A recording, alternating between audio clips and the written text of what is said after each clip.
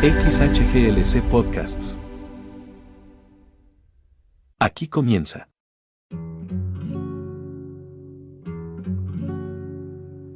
La izquierda desde adentro. Episodio 1. Pachuca para todas y todos. Conduce Héctor Legorreta. Hola, ¿qué tal? Muy buenos días, tardes o noches, según sea el caso. Mi nombre es Héctor Legorreta y los saludo en el primer episodio de este podcast, al que hemos titulado La izquierda desde adentro.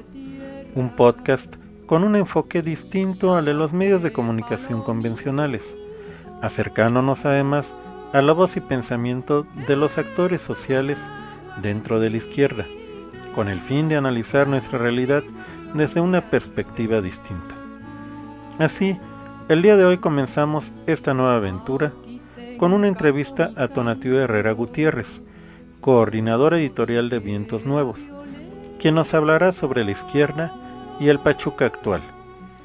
En el segundo bloque, revisaremos las 20 iniciativas que envió nuestro presidente Andrés Manuel López Obrador al Congreso de la Unión el pasado lunes 5 de febrero, las cuales serán analizadas, discutidas y votadas en el pleno de ambas cámaras. Y así, en el entendido de que sin música no hay revolución, comenzamos el día de hoy nuestro primer episodio escuchando La era está pariendo un corazón, del cantautor Silvio Rodríguez, y después volvemos con la entrevista a Tonatiuh Herrera Gutiérrez. Comenzamos La izquierda desde adentro.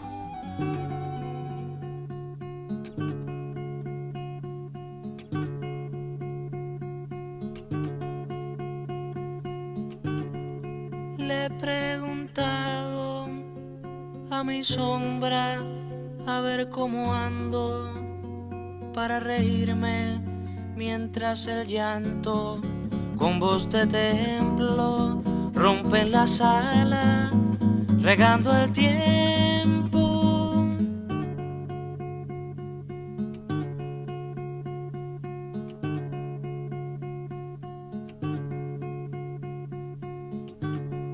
Mi sombra dice que reírse es ver los llantos como mi llanto y me he callado, desesperado, y escucho entonces la tierra llora. La era está pariendo un corazón, no puede más, se muere de dolor. Y hay que acudir corriendo, pues se cae el porvenir. La era está pariendo un corazón, no puede más, se muere de dolor. Y hay que acudir corriendo, pues se cae el porvenir. En cualquier selva del mundo, en cualquier calle,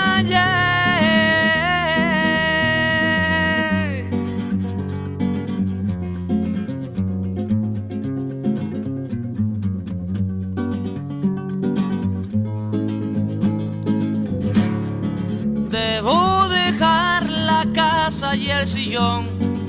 La madre vive hasta que muere el sol, y hay que quemar el cielo si es preciso por vivir. Debo dejar la casa y el sillón. La madre vive hasta que muere el sol, y hay que quemar el cielo si es preciso por vivir. Por cualquier hombre del mundo, por cualquier casa,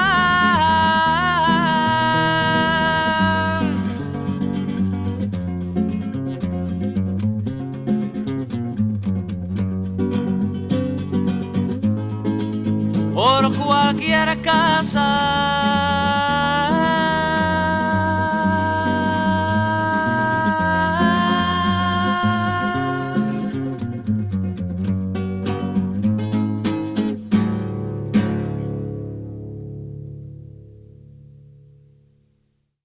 Como anunciamos en el inicio, el día de hoy tenemos una entrevista con Tonatiuh Herrera Gutiérrez, coordinador editorial de Vientos Nuevos. Tonatiuh ha sido un destacado activista cultural, con el gran trabajo que ha realizado en Hidalgo con la Fundación Arturo Herrera Cabañas. Además, ha sido un importante activista en la defensa del patrimonio del centro histórico, destacando la gran tarea de conservación del reloj monumental de Pachuca con motivo de su centenario en 2010. Además, como activista político, coordinó las redes ciudadanas en apoyo a Andrés Manuel López Obrador en la campaña presidencial de 2006. Después, fue responsable de la credencialización en el gobierno legítimo de México y ha sido uno de los referentes históricos en la izquierda hidalguense. Le damos la bienvenida a Tonatiuh. Muchas gracias, Tonatiuh, por aceptar ser el padrino de este podcast y aceptar la entrevista. Pues muchas gracias por la invitación. No voy a poder invitar la comida, pero me da mucho gusto ser el primero. Bueno, pues mira, vamos a entrarle de lleno a la entrevista. Primero que nada, una cuestión de definición. Bien dice el presidente López Obrador que es un momento de definiciones. En ese sentido, yo te quisiera preguntar, ¿qué es la izquierda para ti? ¿Cómo concibes la izquierda? Bueno, la izquierda primero es un movimiento muy amplio y también muy antiguo. Abarca desde corrientes religiosas, filosóficas, teóricas y por supuesto la práctica.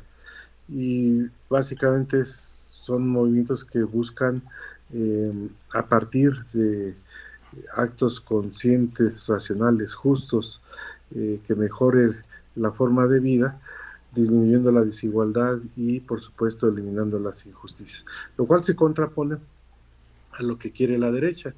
En general la derecha cree que el egoísmo es una virtud y es una virtud social, es una virtud individual porque les permite a algunas personas prosperar, y es una virtud social porque eso hace que progrese la economía, sobre todo la economía, ¿no? Más que la propia sociedad. Eso ha demostrado que es completamente falso. Siempre recurrimos a todas las crisis importantes en términos económicos, ya sea la del 29 ahí con Wall Street, o la del 94 en México, o la del sistema inmobiliario en Estados Unidos, pues todas estas se motivaron por un egoísmo desmedido que no tuvo ningún límite y que llegó, por supuesto, a la sociedad y en forma individual también a la gente a la quiebra o a una disminución de sus niveles de pensar. Eso es lo que pudiéramos decir. Éticamente, también la izquierda es una postura ética en la cual propugnamos por lo que es la justicia y qué es lo justo.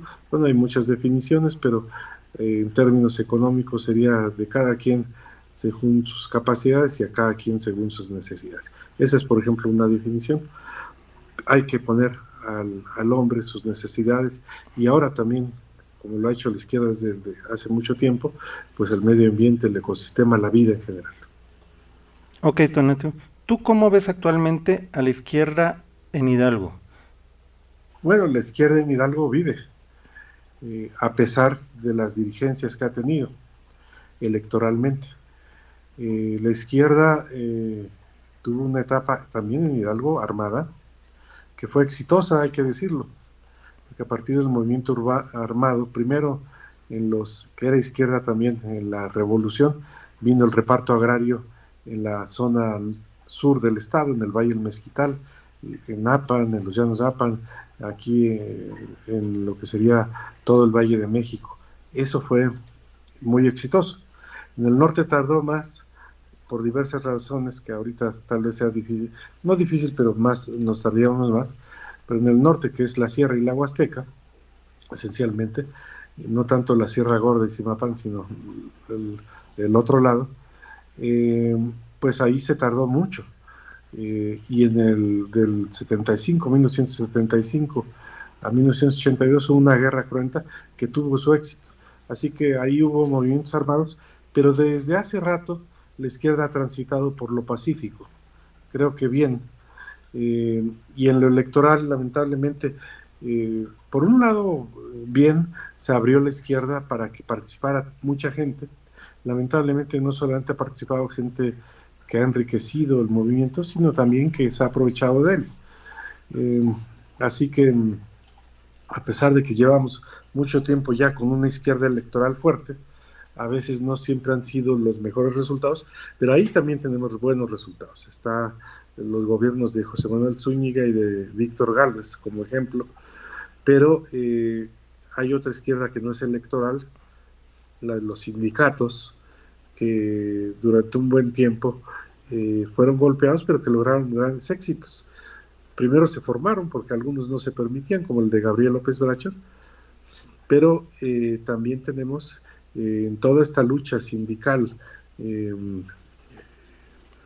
éxitos relativos, y tal vez ese es el problema que hemos tenido en la izquierda, que muy pocas veces hemos tenido éxitos totales, y en particular en la izquierda electoral, precisamente porque con esa apertura y con la idea de ganar el voto en la urna, luego se abandona lo principal, que es cambiar la forma de vida de los mexicanos, de las mexicanas, de quienes habitan este estado y sus ciudades.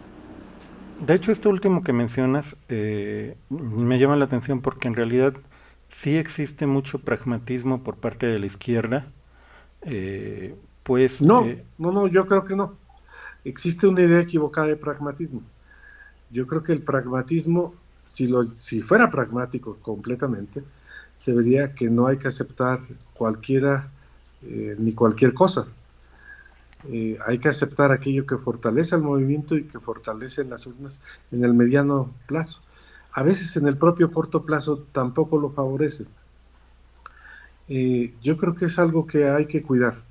Una propuesta legítima, coherente, es más valiosa pragmáticamente que una propuesta incoherente y que está alejada de los principios de la izquierda, porque termina por minar el movimiento.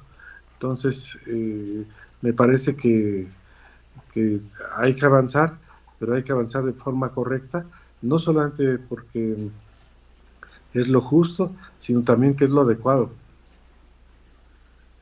Ok, precisamente en función de esto, de lo del movimiento, bueno, pues tú pues prácticamente viste nacer el movimiento obradorista en Hidalgo, desde pues la organización que hubo para el desafuero, después lo de redes ciudadanas, después el gobierno legítimo, y te tocó observar toda la evolución de Morena. ¿Tú cómo has visto esta evolución propiamente del movimiento obradorista en Hidalgo a lo largo del tiempo? Bueno, yo creo que no es el movimiento obradorista, es un movimiento de izquierda que tiene largo tiempo. Empezó electoralmente, y creo que a eso te refieres, la izquierda electoral, con Valentín Campa y el Partido Comunista. Que Valentín Campa nadie lo podría calificar de electorero, pero había que participar en las elecciones, y entonces como había que participar en las elecciones, así se hizo. Y no solamente se hizo así, sino que se fue exitoso. Y después de Valentín Campa estuvo Arnoldo Martínez Verdugo, Eberto Castillo, y el gran movimiento que se generó con el PMS aquí en Hidalgo, pero a nivel nacional, sobre todo después de ello, con el Frente Democrático Nacional y con Cuauhtémoc Cárdenas. Ese fue un movimiento muy importante. Entonces, no hemos tenido un dirigente, ha habido varios. Después de Cuauhtémoc Cárdenas viene López Obrador, y ciertamente López Obrador ya anunció que se va a retirar de la política, pero va a seguir la izquierda, porque hemos tenido dirigentes muy fuertes. Eberto Castillo era un dirigente muy singular, a veces personalista, pero que supo en su momento decir, bueno, hay que abrir paso a otra dirigencia, a otro candidato, y ese fue Cuauhtémoc Cárdenas. Así lo hizo también Cuauhtémoc Cárdenas. En su momento él dijo, pues hay que abrir, aquí ya hay un momento en el cual hay que cambiar, y así se hizo, y López Obrador lo ha dicho ahora. Entonces yo creo que hemos tenido varios dirigentes, cada quien ha aportado lo suyo, y ahora pues está Claudia Sheinbaum, que va a dirigir esta izquierda electoral, la izquierda electoral más importante del país, y que seguramente tendremos que ver no solamente que se potencie, sino participar en ello, ¿no? Eso es lo que aquí pienso de la izquierda electoral, ¿no? Ok, de acuerdo. ¿Tú cómo ves, qué balance haces de la gestión de López Obrador en estos últimos 6 años, que está a punto de dejar incluso ya la presidencia de la República?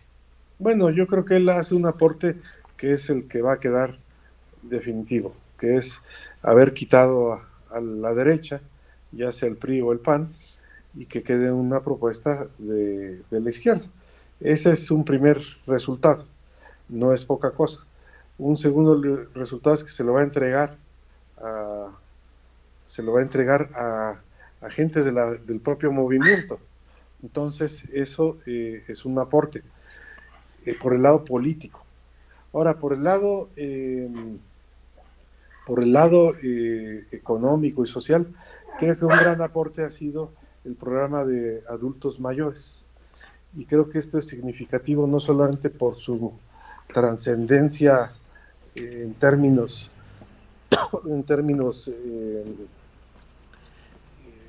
del bienestar, sino que como un emblema de que esas son las cosas que pueden hacerse desde el gobierno, ¿no? Porque no siempre así ha sido. Ajá.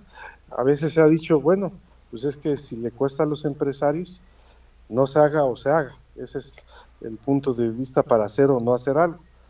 Pero en este caso es, bueno, si es necesario para un grupo importante de la sociedad, pues entonces hay que ir a hacerlo, ¿no? Ese es el aporte que tiene López Obrador, y que me parece que es lo que define o va a definir gran parte de la forma como se le recuerde, ¿verdad? Claro. Bueno, vamos a pasar a temas más locales. ¿Tú cómo ves a Pachuca actualmente? Bueno, yo veo a Pachuca con muchos problemas. Nosotros somos una sociedad que ha necesitado de muchas luchas para llegar a donde estamos, nacionales y locales. La gente de Pachuca ha luchado, no se ha reconocido esa lucha, ni siquiera en la forma como se tiene que hacer electoralmente, que es que esta gente decida en forma efectiva quién lo gobierne. Eso no se ha hecho. Entonces, ese es un primer elemento en Pachuca. Luego tenemos derivado de esto una serie de problemas, como el del agua, la inseguridad, las luminarias, la corrupción, que se derivan de eso, de que hemos tenido a veces ha habido algunos buenos, ¿no? Pero muchas veces hemos tenido malos gobernantes que lo que hacen es no mirar a la gente que supuestamente la eligió, pues precisamente porque no precisaron realmente de su voto, sino solamente en ocasiones han necesitado un solo voto para llegar. Entonces yo creo que en este mar de problemas que están, ese es su origen, pero también tenía otras cosas muy importantes. Pachuca siempre ha sido una ciudad en que han trabajado la gente arduamente, más ahora que se perdieron trabajos, con seguridad social, que son muy importantes para la población, y se dice que se ha terciarizado, es decir, llegamos a los servicios, al comercio, un comercio pues de autoempleo, en muchas ocasiones o en otras con bajos salarios y sin seguridad social. Eso es lo que vemos ahí, y junto con ello un crecimiento anárquico no planificado, ocurrencias en la obra pública, ¿verdad? Esas son las cosas que durante un buen número de décadas hemos visto en Pachuca, y que es importante que pues que tengamos una visión de conjunto de los porqués y hasta dónde se ha alcanzado. Es terrible la zona sur, en la cual la gente no tiene, mucha gente no tiene un papel que diga que eso es dueña de la casa que posee desde hace 18 años. Eso ocurre. O que se destruyan kioscos, se destruyan áreas verdes, zonas para escuelas. Eso tampoco debería ocurrir. Precisamente es hacia donde iba. Actualmente coexisten dos Pachucas, uno el viejo, el tradicional, y otro el nuevo, que ha llegado con la urbanización desmedida de los últimos 20 años. ¿Cómo lograr el equilibrio entre ambos Pachucas? No, yo creo que son comunes gran parte de esto. Si uno va al norte o al sur, va a encontrar gente que tiene problemas de tenencia y tiene problemas de agua y hay falta de empleo. Uno puede ir a Camelia, que tienen meses sin agua, meses sin una tubería que ya se arrancó, y puede ir a San Antonio, donde hay un lugar donde no tienen desde hace 3 meses agua. No tantos como en Camelia, pero sí bastantes. O lugares donde había agua y a diario caía, y ahora cada 3, 7 o 15 días. Hay cosas muy similares. Va a tener que seguir creciendo Pachuca, porque pues la población va a crecer hasta el 2030 de manera relativamente fuerte, entonces va a declinar un poco hasta el 2050, pero entonces todavía son muchos años de crecimiento. Tiene que crecer, pero ya no tiene que crecer, digamos, sin ningún orden, tiene que crecer al interior, y este crecimiento tiene que ser amigable con el ambiente, que permita la captación de agua, etcétera, todo lo demás, pero eso es lo que observamos. Yo dijera, hay muchas Pachucas, cierto, pero casi todas de estas se parecen, tienen problemáticas similares. Uh-huh. Entonces, eso es lo que vemos con Pachuca, una realidad compleja, difícil, derivada de la falta de planeación, pero en el norte y el sur, curiosamente, son muy similares. Los barrios altos tienen demandas y tienen problemas y necesidades muy similares a los de las colonias de reciente creación, como la Loma, como la Jorge Obispo, como Aves del Paraíso, todas estas. Entonces, curiosamente sí guardan, a lo mejor con algunas otras sí es el contraste. Por ejemplo, con la zona plateada, ¿verdad? ahí sí hay diferencias, ¿no? Con San Javier tal vez, ¿no? Ahí sí hay diferencias. También hay una Pachuca de colonias de clase media, ¿no? Y hay extremos, ¿no? Uno puede ir a La Loma, que es la zona más marginada de la ciudad, pero uno va a Camelia y dice, pues no hay mucha diferencia. Inclusive a veces puede ser que estén peor en Camelia que en La Loma. Depende de la región de La Loma en que uno se encuentre, ¿verdad? No es pareja toda ahí. Y eso es lo que se ve. Digamos que el descuido es generalizado, ha sido democrático. Llevas muchos años caminando las calles y recorriendo Pachuca. ¿Qué te dice la gente? Bueno, yo creo que la gente en Pachuca es dura, tiene sus propias ideas de la ciudad, de cómo se atiende, no, cómo no se atienden las cosas. También es gente trabajadora, que resiste, y que tiene a veces desconfianza, ¿verdad? Desconfianza de la propia autoridad y de cualquiera casi, ¿no? Pero yo creo que también es gente solidaria, al menos yo lo he visto así, solidaria con el vecino, cuando hay problemas. Entonces, yo creo que eso es lo que encuentro en la gente y eso se refleja en lo que dicen.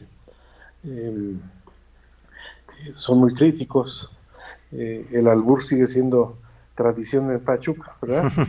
Aunque se ha deslavado un poquito en algunos lados, pero sigue siendo importante.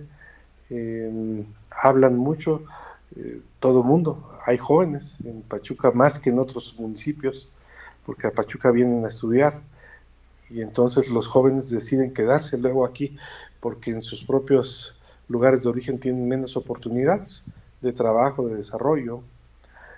Muchos regresan o muchos se quedan un tiempo para aprender y luego regresar a sus lugares.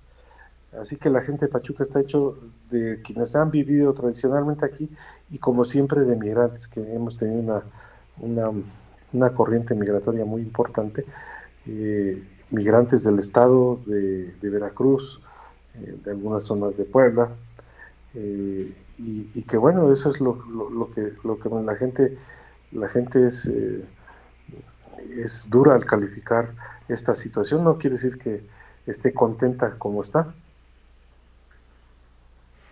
Ok, hace algunos años recuerdo que tú encabezaste una campaña que se llamaba Pachuca para todas y todos.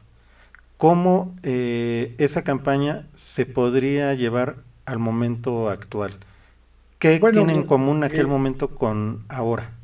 eso tiene una connotación doble. Ese momento alguien dijo Pachuca solamente para algunos y no sabía ni identificar eso. Por supuesto que es excluyente. En Pachuca ha habido de todo y es una locura que alguien se plantee frases como ya ni quiero repetirlas, ¿no? Eh, que excluyan a la gente. Aquí ha habido metodistas, pentecostales, judíos, católicos, guadalupanos, masones, ateos, todos hemos estado aquí. Eh, y bueno, es un lugar al que se ha venido a trabajar, a vivir, a veces a sobrevivir. Y ese Pachuca para Todos era contra esa campaña, que pretendía en forma por demás risible echarle la culpa a gente que tuviera una migración corta, lo cual es la locura, sobre todo teniendo en cuenta que hay tanta gente de Veracruz, ¿verdad? Por ejemplo, que está aquí, de Guayococotla, que casi es Hidalgo, que son nuestros, que son paisanos, que son ciudadanos de Pachuca. Y no quería, es una personaje que no quería ver la corrupción de las autoridades, no quería verlo. Así que era muy fácil, muy sencillo echarle la culpa a otras gentes. Cuando el grave problema que tenemos aquí pues es los tipos de gobierno, el bandidaje que ha existido en Pachuca. Entonces yo creo que sería la misma reflexión. Hay que ver los problemas de fondo, porque si no se ven los problemas de fondo y se quedan con cosas en la superficie, nunca se va a resolver los temas. Ok, sabemos que actualmente participas en el proceso de Morena para definir al coordinador de la 4T en Pachuca. ¿Cómo ha sido este proceso? ¿Qué te has encontrado? Bueno, yo no puedo hablar mucho del proceso, eh, porque las reglas ahí son un poco estrictas, ¿verdad? Yo participo en él. Este lunes va a haber una reunión ahí de quienes están metidos en ese proceso, pero también hay que decirlo, pues lo que aspiramos en la izquierda es a que tengamos procesos cada vez mejores, ¿no? Más democráticos, en los cuales sea muy clara la expresión de los militantes en, en este tipo de procedimientos, ¿verdad? Yo lo que te puedo decir es que participamos, va una encuesta, que bueno, siempre hay quien dice lo contrario, ¿verdad? Pero pues, uno ya no puede, pues ya no podemos decir nada al respecto, excepto participar bien, con fuerza, con determinación, que eso es lo que hay que hacer cuando se toma este tipo de decisiones. Ok, de acuerdo. Entonces, bueno, ya nada más para finalizar la entrevista, la cual te agradecemos mucho que hayas tomado. Eh, bueno, antes de finalizar te voy a decir una a una algunas palabras. Me dices la primera palabra o las primeras palabras que se te vengan a la mente cuando las escuches, por favor. ¿Sale? A ver, a ver qué resulta. A ver qué resulta. Pachuca, Hay que creerla. Hidalgo, Gran diversidad social, económica, mucha pobreza. la izquierda, Para cambiar el mundo. Y Pachuca Morena, tiene que mejorar. la 4T, Va a seguir. el viejo régimen, Ya se fue. la oposición, Ya se fueron. Xóchitl Gálvez, Ninguna cosa. Claudia Sheinbaum. Presidenta. Pero no puedo decirle eso, más bien tendría que decir que es una gente preparada, ¿verdad? Y que conoce la sociedad. Andrés Manuel López Obrador. Presidente. Tonatiuh, te agradezco mucho la entrevista. Y pues bueno, estamos a la orden. Te agradecemos mucho. Esperamos pues en algún momento volvernos a encontrar en este podcast. Y pues muchas gracias. ¿Algo más que quieras agregar? Bueno, nada, qué bueno que haces este podcast. Hay mucha gente en la izquierda que merece que se rescate su testimonio. Lo mismo de la Sierra, del Valle, de la Huasteca, de Pachuca, de las ciudades de Tulancingo, de Huejutla, de Izmiquilpan, de Tula.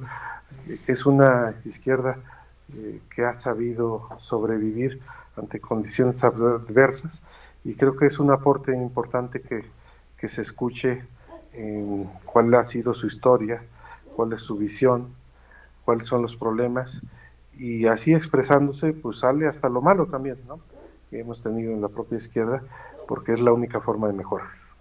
Muchas gracias, Tona. Gracias. Antes de ir a nuestro segundo bloque, escucharemos a continuación a The Rolling Stone con la canción Get Off of My Cloud. Volvemos a la izquierda desde adentro.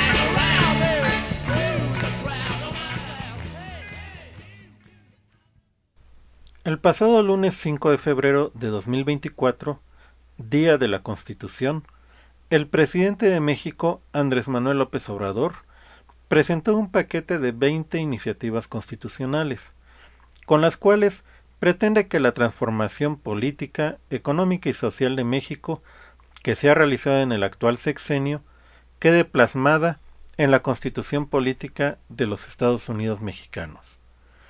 Al mismo tiempo, Son reformas también que implican la finalización del modelo económico neoliberal en México y que permiten dejar sentadas las bases para que pueda construirse el segundo piso de la 4T. Así, desde el recinto parlamentario de la primera Cámara de Diputados, en Palacio Nacional, nuestro presidente López Obrador presentó, de esta forma, el paquete de iniciativas. Y en este recinto, donde se aprobó la Constitución Liberal de 1857, doy a conocer al pueblo de México los fundamentos y motivos que me inspiran para presentar un paquete de iniciativas de reformas legales orientadas a modificar el contenido de artículos antipopulares que fueron introducidos durante el periodo neoliberal o neoporfirista. Todos ellos, todas esas reformas del periodo neoliberal contrarias al interés público. Se trata de adulteraciones que niegan el sentido general de nuestra Carta Magna, que fue fruto de un movimiento popular revolucionario y por lo mismo concebida desde el inicio con un espíritu nacional, social y subrayo público. Las reformas que propongo buscan establecer derechos constitucionales y fortalecer ideales y principios relacionados con el humanismo, la justicia, la honestidad, la austeridad y la democracia que hemos postulado y llevado a la práctica desde los orígenes del actual movimiento de transformación nacional. Los Flores Magón, Francisco Villa, Emiliano Zapata, Francisco I. Madero, General Lázaro Cárdenas, condujeron al pueblo para establecer un nuevo orden económico, social y político que convirtió en realidad el derecho de los campesinos a la tierra, la demanda de salarios y jornadas justas para los trabajadores, el dominio de la nación sobre nuestros recursos naturales y otros anhelos de justicia, libertad, democracia y de soberanía nacional. Pero al paso del tiempo, estos derechos alcanzados con el sufrimiento y el sacrificio de millones de mexicanos en la lucha de independencia, de reforma y de revolución, fueron perdiendo vigencia en tanto que se restablecían fueros y privilegios en beneficio de una élite de poder económico y político. No hace falta argumentar mucho sobre cómo en el periodo neoliberal o neoporfirista de 1983 a 2018, toda la vida pública de México estuvo controlada por una minoría ambiciosa y rapaz. México era país de unos cuantos y para ellos el pueblo no existía. Con este contexto es que presentamos el día de hoy, este día histórico, las siguientes reformas constitucionales que en esencia proponen lo siguiente: 1. Reconocer a los pueblos y comunidades indígenas y a los pueblos afromexicanos como sujetos de derecho público, atendiéndolos de manera preferente por ser los habitantes más antiguos y, sin embargo, los más olvidados de México. Consultarlos cuando se realicen obras que puedan afectar su vida o entorno y dotarlos de legitimidad jurídica para recibir recursos del presupuesto y promover acciones de inconstitucionalidad de leyes que les afecten. 2. Reafirmar el derecho a la pensión de adultos mayores a partir de los 65 años y aumentar el monto año con año. Y lo mismo para personas con discapacidad, quienes recibirán una pensión de carácter universal. 3. Otorgar becas a estudiantes de familias pobres en todos los niveles de escolaridad. 4. Garantizar atención médica integral de manera gratuita a todos los mexicanos. 5.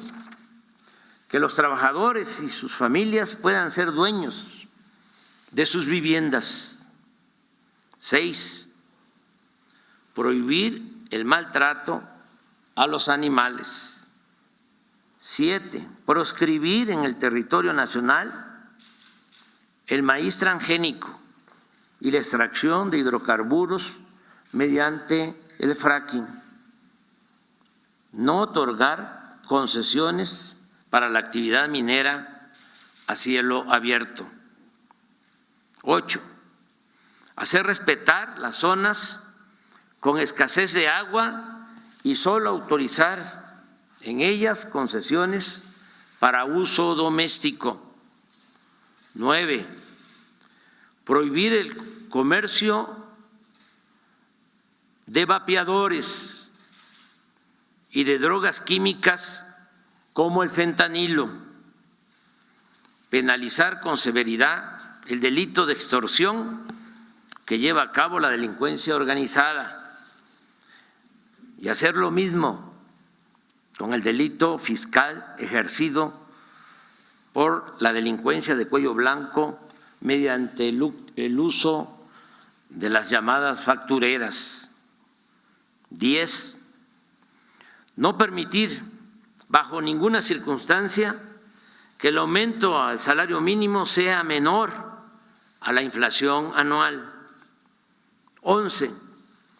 El salario mínimo para maestras, maestros de educación básica de tiempo completo, así como el de policías, guardias nacionales, soldados, marinos, médicos y enfermeras, no podrá ser menor a lo que perciben en promedio los trabajadores inscritos al Seguro Social. 12.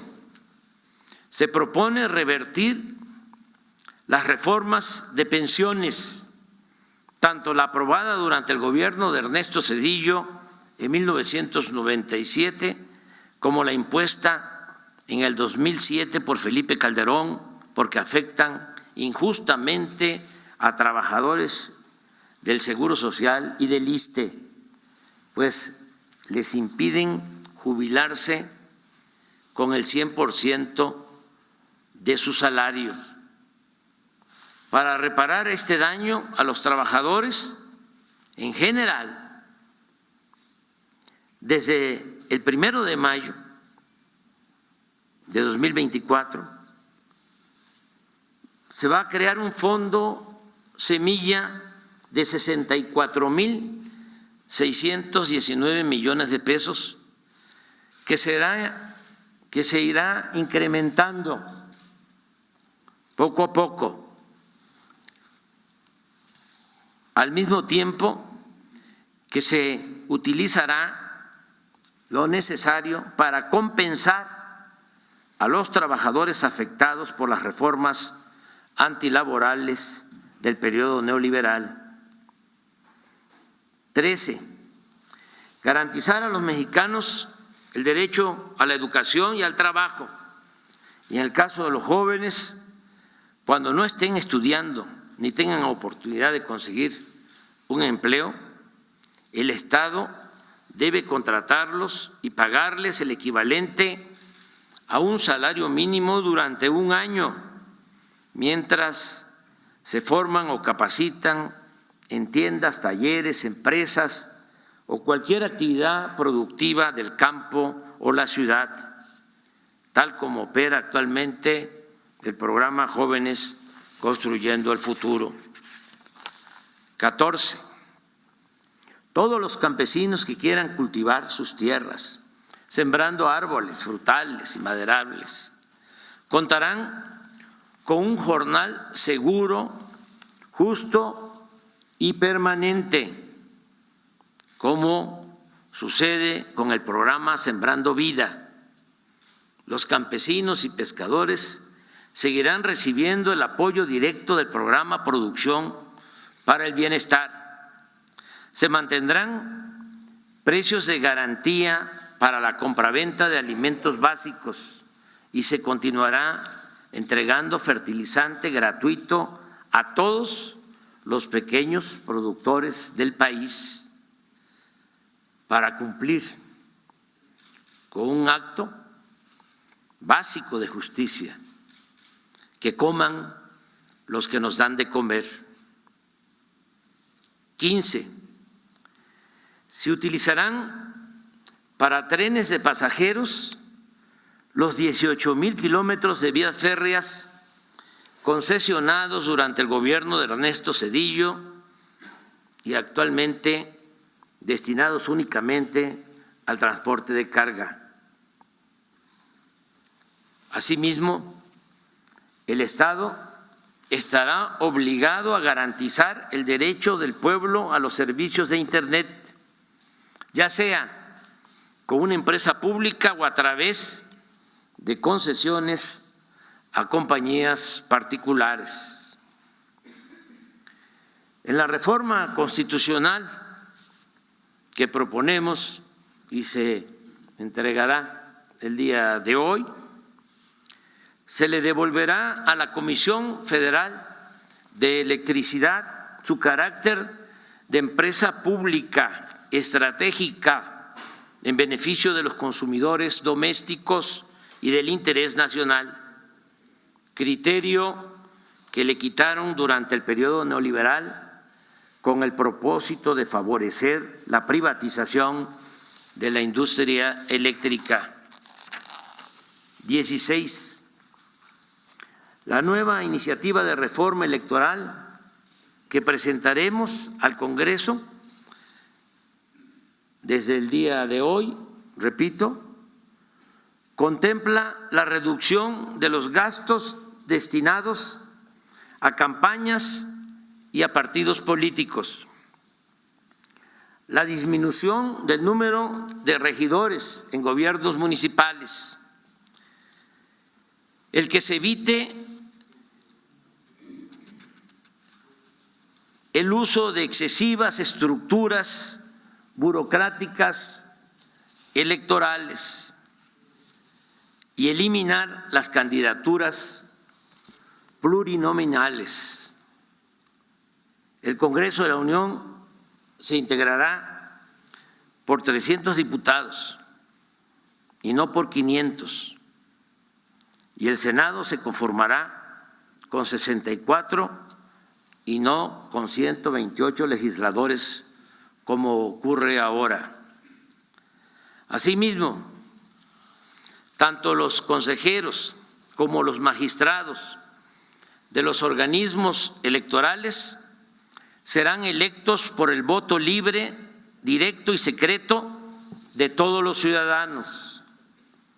Se fortalecerá la democracia participativa con la reducción del 40 al 30% de participantes en consultas populares para hacerlas válidas, efectivas y vinculatorias. Esto mismo aplicará en el caso de la revocación del mandato. 17.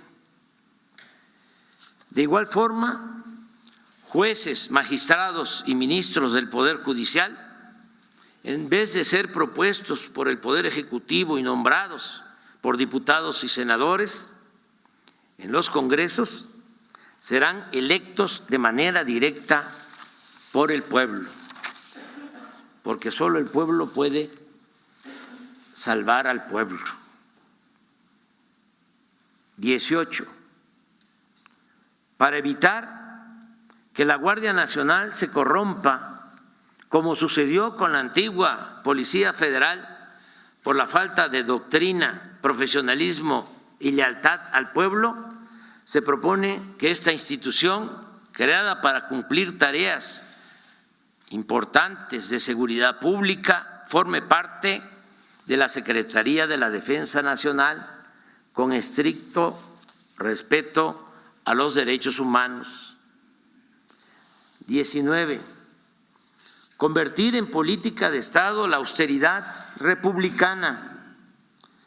Se volverá a redactar con mayor claridad y contundencia en el artículo 127 de la Constitución el principio de que ningún servidor público de los tres poderes pueda ganar más que lo que perciba legalmente el presidente de la República.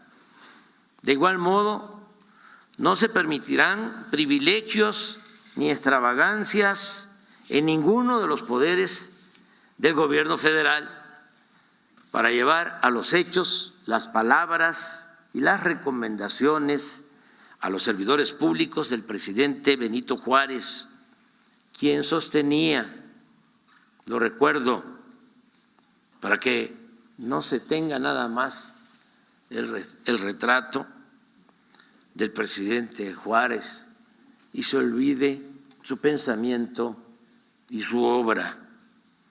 Decía, no se puede gobernar a base de impulsos de una voluntad caprichosa, sino con sujeción a las leyes.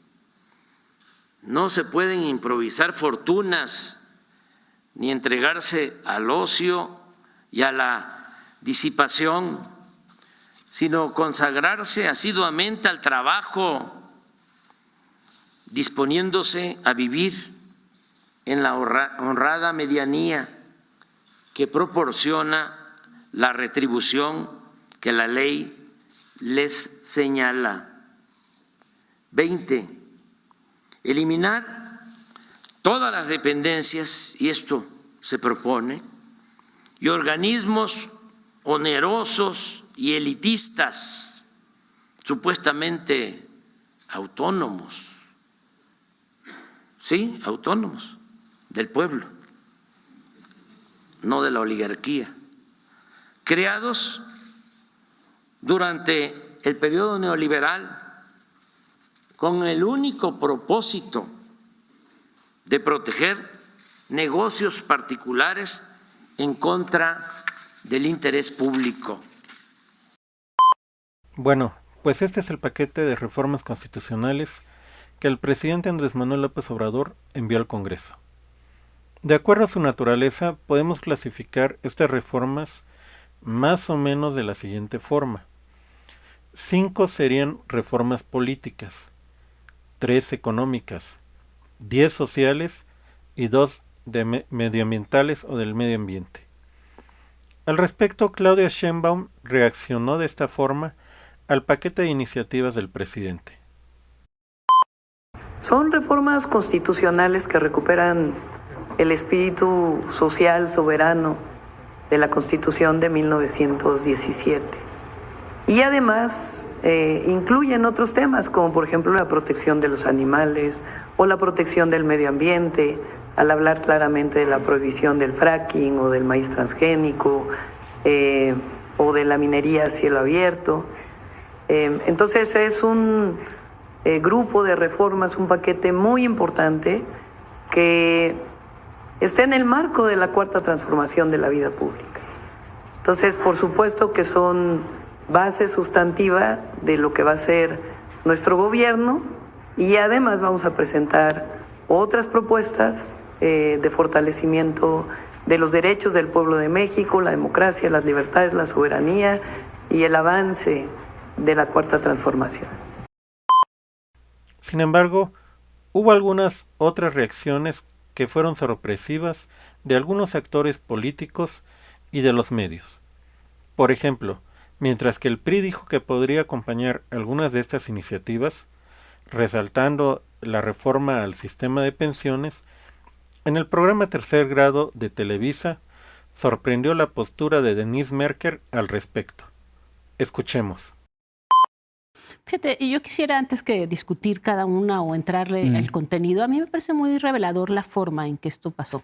Primero, efectivamente, estamos acostumbrados a presidentes que ¿qué iba a decir? Fox, se le acabó la energía por ahí de los año y medio, Peña Nieto a los 2 años desapareció. Sexenio de 2 años. Sí, estamos hablando de un presidente que le faltan 6 meses y da un discurso de este tipo en un espacio muy acotado ahí en Palacio Nacional, enfrente de su gobierno, pero aún así con una digamos, con un lance hacia el futuro. De campaña.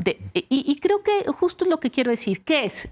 Yo creo que son muchas cosas. Yo creo que es un presidente que siempre ha estado muy pendiente de la historia y esto es parte de un legado.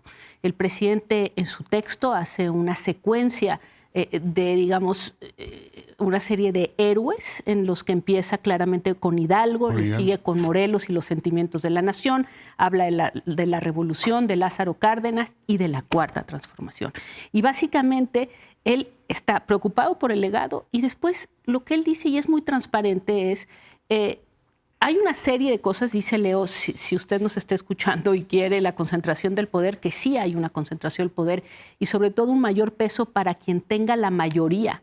En cualquier momento, en este caso ellos, pero en cualquier momento quien tuviera la mayoría tendría un peso muy grande sobre el país. Pero bueno, pero yo creo que es muy interesante. Él dice, si por errores, si por desviaciones o cualquier cosa perdemos el poder, yo quiero hacérselos difícil. Quiero hacer difícil ir en contra. Y los primeros 18 puntos... Es otra palabra. Exacto. Y los primeros 18 puntos, pues muchísima gente estaría totalmente de acuerdo. Que si las becas, que si las pensiones a los adultos mayores estén en la Constitución. Es decir, literalmente hacer difícil que los salarios mínimos no puedan volver a abandonarse, sino que se tengan que estar, digamos, actualizando con la inflación. La mayoría de puntos iniciales a los que se le hace mucho énfasis, efectivamente los que se refiere Leo son los últimos, pues son una serie de cosas que creo que muchísima gente estaría absolutamente de acuerdo en que no quisiera ni perderlos.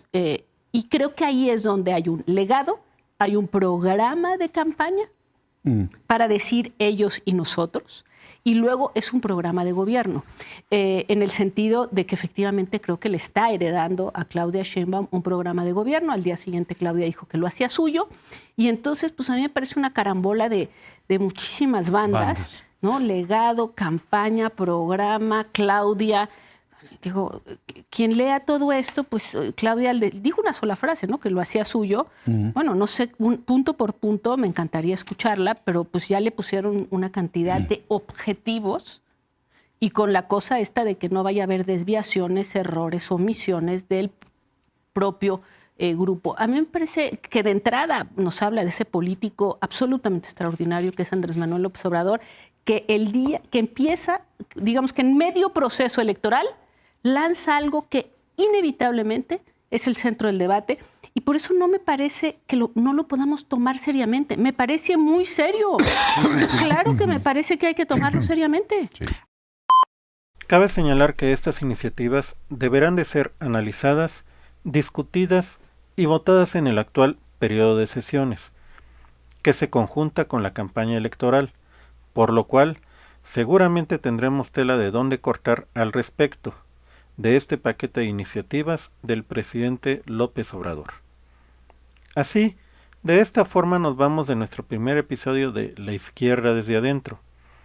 Puedes seguirnos en nuestras redes sociales, dar like, comentar nuestros episodios, suscribirte en las diversas plataformas en las que este podcast está disponible y seguirnos semana a semana.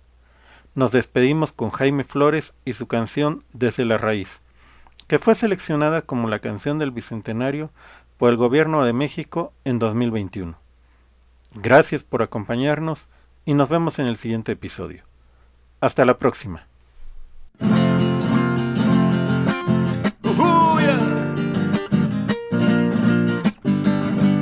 Hazle bonito, compadre. ¡Vámonos!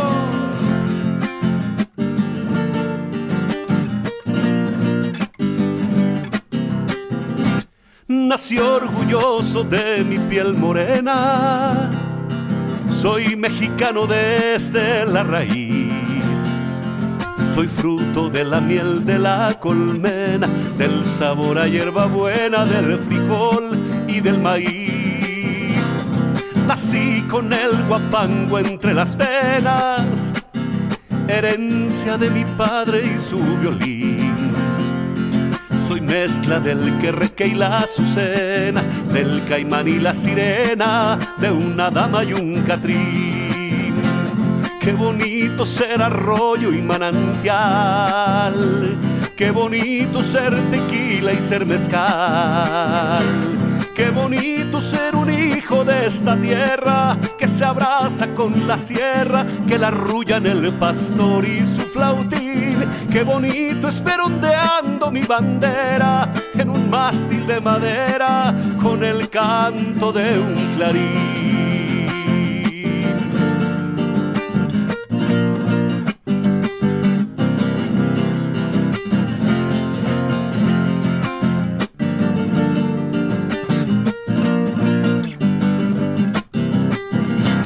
Me gusta caminar por la vereda tupida de cilantro y perejil. Me gusta cómo huele la humareda que se cuela en la arboleda con olor a jonjolí. Qué bonito ser arroyo y manantial, qué bonito ser tequila y ser mezcal. Qué bonito ser un hijo de esta tierra que se abraza con la sierra, que la arrullan el pastor y su flautín. Qué bonito es ver ondeando mi bandera en un mástil de madera con el canto de un clarín. Qué bonito ser un hijo de esta tierra que se abraza con la sierra, que la arrullan el pastor y su flautín. Qué bonito es ver ondeando mi bandera en un mástil de madera con el canto de un clarín.